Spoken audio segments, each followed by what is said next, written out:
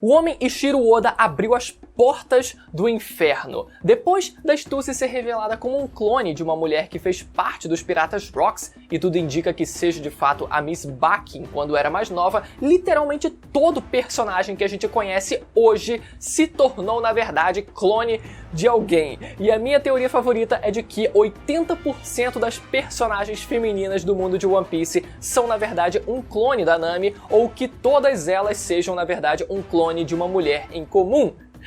Agora falando sério, galera, realmente eu acho que existe uma grande probabilidade de que mais personagens, inclusive personagens que a gente já viu na história, sejam, na verdade, clones de outros personagens, né, que viveram antigamente, no passado, e eu queria nesse vídeo conversar com vocês algumas dessas possibilidades, alguns desses personagens que eu acho que são menos ou mais prováveis, incluindo um que eu deixei mais pro final do vídeo, que eu tô apostando muito que seja de fato um clone e que venha a aparecer nessa saga final. É provável que você já tenha deduzido pelo título do vídeo, mas vamos conversar sobre essas possibilidades nesse vídeo, não antes de você conferir a sua inscrição aqui no canal, galera. O canal bateu a meta de 670 mil inscritos e com isso a gente já começa a ver lá no fim do túnel a meta de 600 mil inscritos já chegando, já se aproximando. Então eu conto muito com a sua inscrição, galera. Toda semana tem vídeo sobre o universo de One Piece, então para você não ficar de fora, aproveita para conferir aí embaixo nesse momento e se o sininho também tá ativado para você saber sempre quando tiver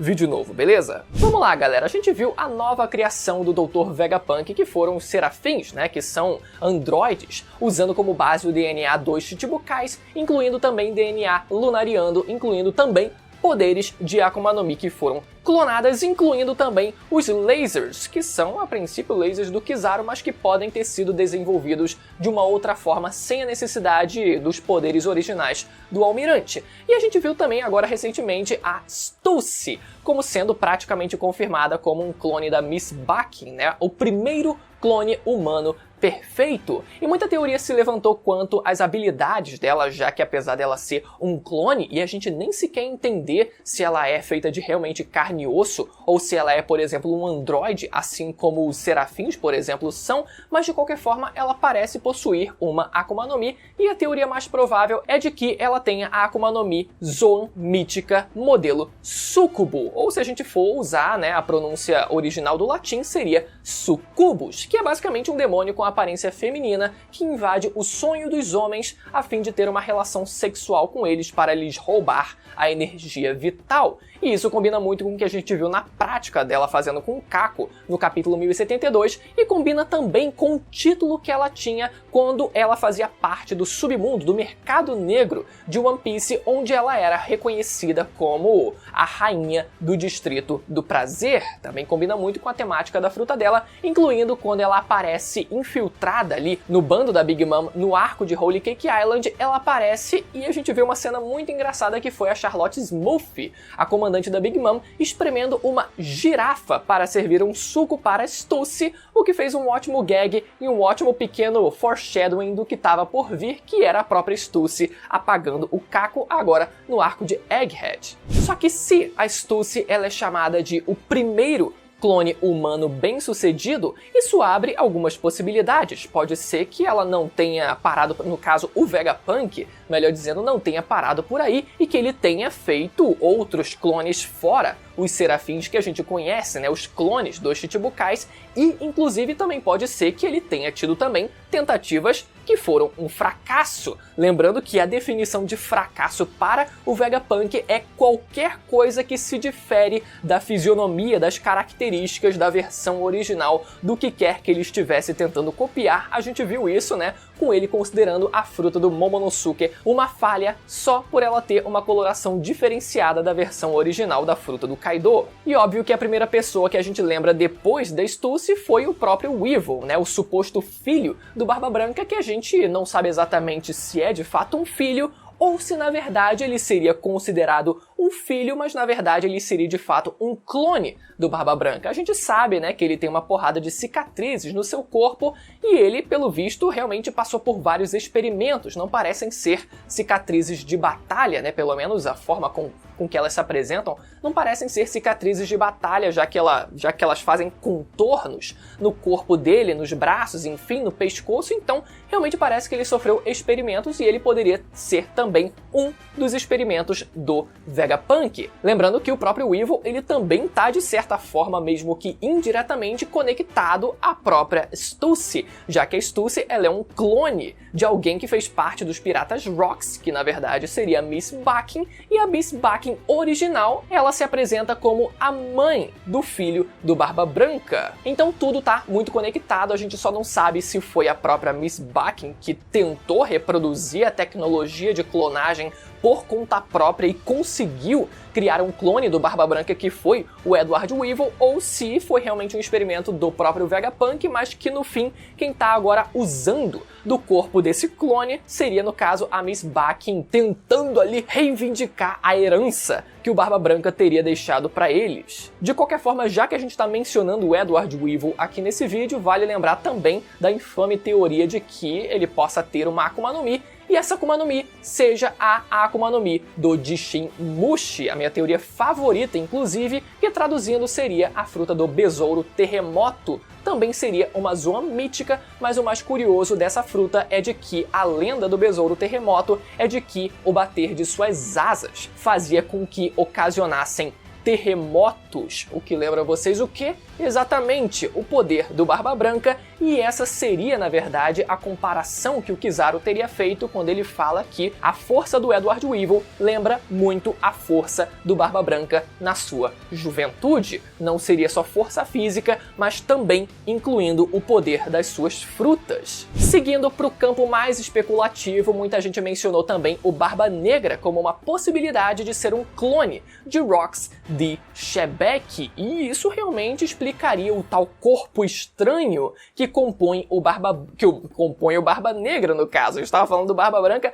agora sim, que compõe o corpo do Barba Negra, mas ao mesmo tempo isso meio que não explicaria o fato do Barba Negra ter sido chamado de eles, tanto pelo Luffy quanto pelo Zoro. E mais uma vez, não se tratava do bando do Barba Negra, porque isso foi perguntado pela própria Nami para o Luffy e para o Zoro, que responderam com um mero silêncio. E não parece que eles estavam concordando, mas sim que talvez fosse algo completamente diferente disso que a Nami levantou como possibilidade. De qualquer forma, eu acredito sim que a alma de Rox de Shebek esteja no corpo do Barba Negra, mas eu não sei, eu tenho muitas dúvidas se o corpo do Barba Negra de fato seja um androide, seja criado artificialmente. Isso meio que dependeria se um corpo artificial, como a gente está supondo que seria o corpo do Barba Negra e até o corpo da Stussy, teriam uma alma própria. A gente não sabe porque isso não foi dito pelo Vegapunk, mas o que ele disse é de que a Stussy era de fato um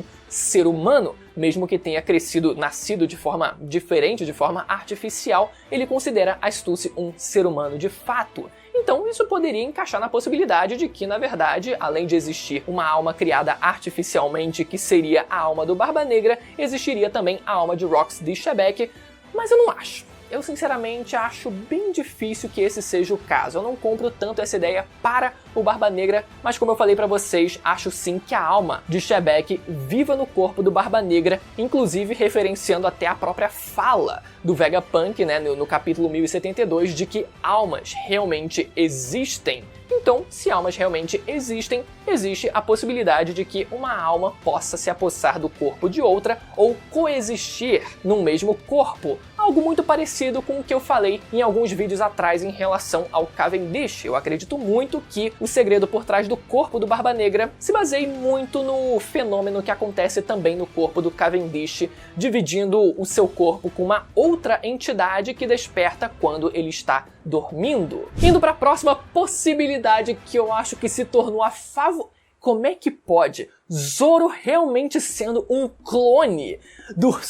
Ryuma? Como é que pode um negócio desse, gente? O único motivo de eu realmente achar minimamente válida essa ideia é justamente pelo fato da gente não ter tido a origem do Zoro sendo explicada no arco de Wano, que era o arco perfeito, era o melhor contexto possível para a gente ter uma revelação como essa, caso o Oda ele realmente tivesse essa intenção. A gente viu personagens claramente e explicitamente fazendo uma correlação da forma, da aparência do Zoro até como ele lembrava os ancestrais da família Shimotsuki, do clã Shimotsuki, né? Não só aquele que foi preso pelo Kaido alguns anos atrás, né? 20 anos atrás, mas também o próprio Shimotsuki Ryuma. Então tava ali com a faca e o queijo na mão, mas o Oda ele deu pra trás, disse que não tem relação, não é filho dele, não é filho daquele Shimotsuki que aparece, o Shimaru no caso, né? Não é filho dele,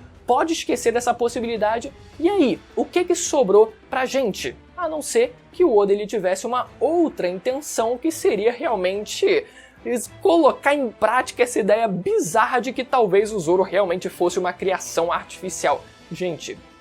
0,1% de chance de acontecer. Mas, em paralelo a isso, a próxima possibilidade seria, de fato, a Tashigi se provando ser um clone da Kuina. Olha, galera, mais uma vez segue o padrão de design da Nami. As personagens femininas, elas se parecem principalmente no começo da história de One Piece, as personagens que apareceram ali por volta do arco do East Blue, Alabasta, até mais ou menos ali o arco de Skypiea. Todas elas se parecem muito, elas têm um design muito parecido e isso justificaria por si só elas se parecerem. Mas a gente já viu na história o próprio Zoro fazer essa comparação da semelhança da Tashigi com a sua amiga de infância. Só que tem um detalhe curioso em relação a isso. Por que isso realmente pode ser minimamente verdade? Isso porque existe a possibilidade de que aquele sensei do Zoro que a gente viu lá no arco do East Blue e que parecia no começo da história ser um sensei comum, sem habilidades grandiosas, mas que depois a gente viu que ele, sabendo, ele tendo conhecimento da arte,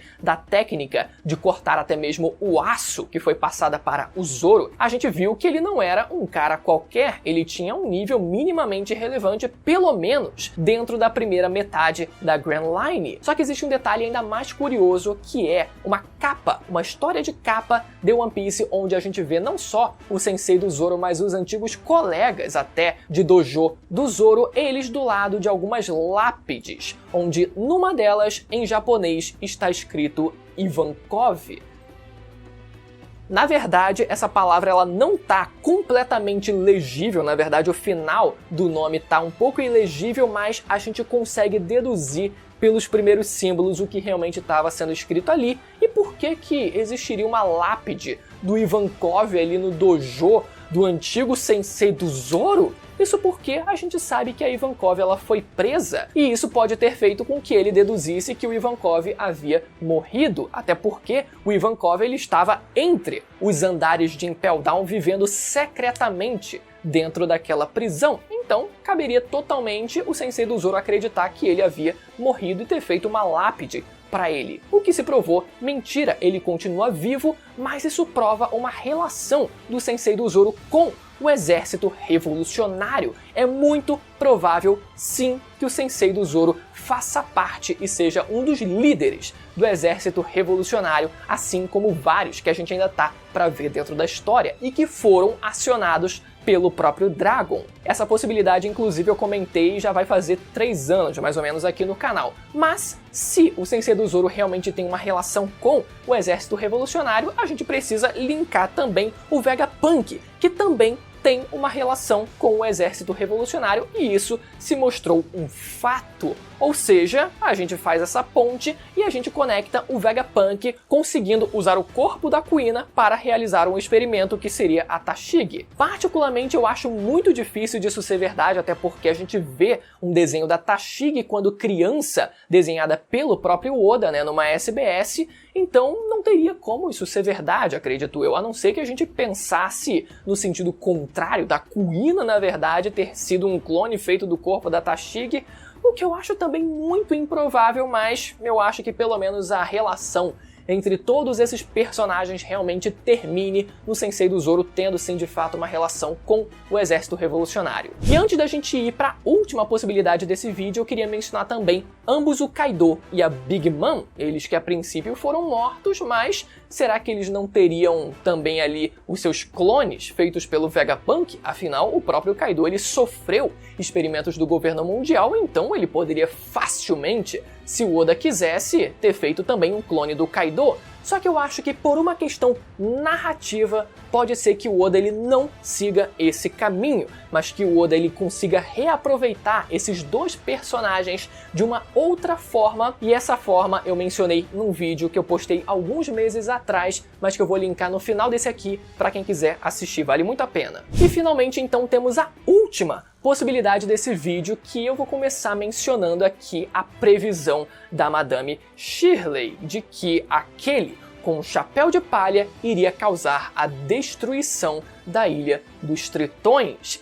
E a gente começou a pensar, peraí, mas como assim o Luffy vai destruir a Ilha dos Tritões? O único contexto possível para isso é de que ele estivesse lutando em Marijoa, que se localiza lá em cima da Ilha dos Tritões, né, acima da Red Line, e ele no meio da porradaria acabasse não só destruindo a Terra Sagrada de Marijoa, mas acabasse destruindo também a Red Line e com isso, consequentemente, destruindo também a Ilha dos Tritões, meio que um efeito em cascata. Esse era o único contexto possível para que alguém como Luffy fizesse isso. Mas, depois que a gente viu o segundo chapéu de palha sendo mantido guardado em Marijoa, isso abriu uma forte possibilidade de que, na verdade, outra pessoa use também de um chapéu de palha e essa outra pessoa seja o responsável pela destruição da Ilha dos Tritões. Vocês já sabem onde eu quero chegar, mas sim, pode ser que o Vegapunk também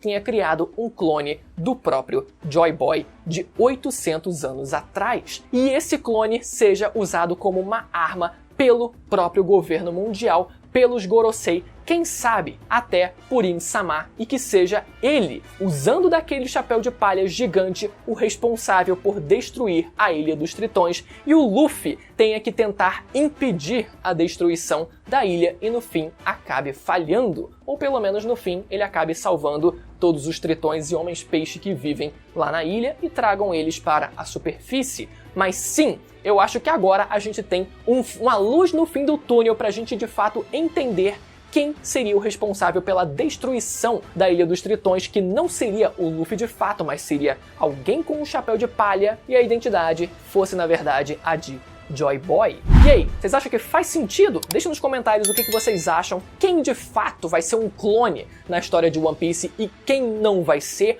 quais as possibilidades mais prováveis e menos prováveis, e lembrando de novo, se você ficou até o final, para você conferir a sua inscrição aí embaixo. E agora aproveita para conferir o meu vídeo sobre o Kaido e a Big Mom e a arma ancestral Pluton. Tá imperdível, então corre lá para assistir, beleza? Até a próxima, tchau!